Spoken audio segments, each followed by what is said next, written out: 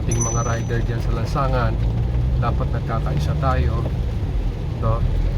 Mapa-joyride ka man, mapa-gas ka, mapa-bukid ka, magkakapatid tayo sa lansangan, magtutulungan tayo. Kahit na mapag-grab ka pa dyan, o mapalala mo, o mapa-orso ba yun, o may tok-tok, o may kung ano-ano, no? O mapalasada, mapasyat,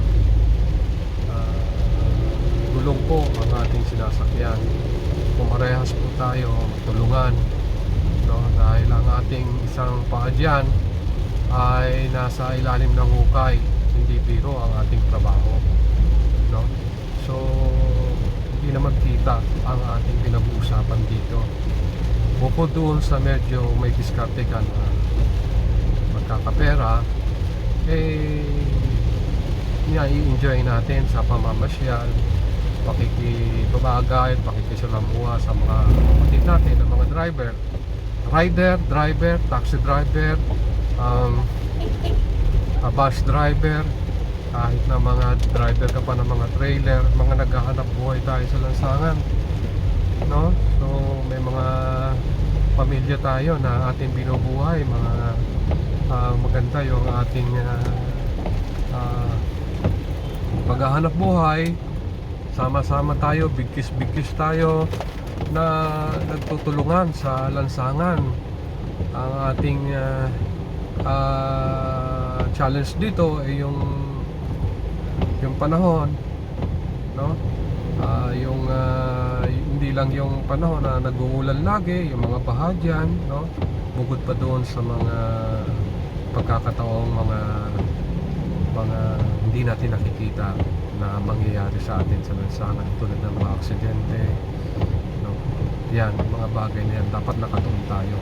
Hindi tayo nakatuon sa inggit sa mga, kasi si Mubit ganito, kumikita ng malaki, o kasi si Lalamog, o di kaya hindi po yan, dahil mawawala na yung foresight natin doon sa mga bagay sa lansangan na hindi natin nakikita.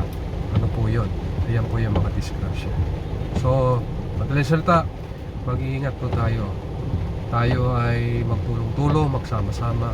Lahat ng driver sa lansangan, mapabus yan, mapataxi, mapajeepney driver, kahit na mga driver ng private vehicle. Meron po tayong isang malaking challenge sa lansangan. Hindi lang dahil safe tayo makarating sa ating patutunguhan, kundi yung mga posible mga sakuna, mga disgrasya, o makadisgrasya ka, o ikaw ang madisgrasya. Kahit mapakotse ka, mapabisikleta ka, mapascooter man, may gulong po ang ating daladala. So ang importante, nagkakaisa tayo, magsama-sama sa pagsaluhan natin ang lansangan. 4 na lane yan, may 3 lane yan, may 5 lane yan. Magbigayan po tayo. So magunawaan, kasama rin natin ang nangangalaga yan, yung MMDA, si Mamada, no? Patuloy silang nagsisikap na mapagbigay sila ng minsan very reasonable ang mga MMDA ngayon. Alam nila, naghahanap buhay, medyo tinutulungan nila, no? Ibang-iba kaysa noon, mapapatawad ka talaga. So wag lang yung talagang sobra-sobra na hindi na nila matanggap. So ang ganda ang si Mamada ngayon, maunawain sila. Nakikita ko may mga rider na pinagsasabihan nila, sineshare mo na nila, pero hindi nila tinitikitan, no? Yan ang importante, dahil medyo masilumuot ang mga daanan natin sa lansangan. Okay, at isa pa dyan sa ating mga tinutunguhan, may mga lugar sa buong Metropolis, no? Mapa Muntinlupa yan, mapa Gentry yan, mapa na hindi ko talaga napupunta, mga sulok-sulok kaya dati noon pinupuntahan ko 4-wheel ngayon motorcycle, mas mabilis, mas madali, mas mabilis magmanobra, mas madali ko sila matunton, no? Iba-iba ang mga kabuhayan nila, iba-iba din yung kanilang mga ini-expect, no? Mapapunta ka sa Tondo, mapapunta ka doon sa mga lugar na mga hindi pa napupuntahan.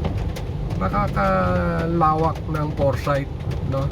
Nararamdaman mo ang mga nararamdaman ng mga kabuhayan ng mga Pilipino, especially dito sa mga natutuntun kong mga lugar. Pero po man, maraming salamat sa inyo, especially sa mga nakikinig sa akin sa Facebook. Okay, enjoy your ride. Happy trip.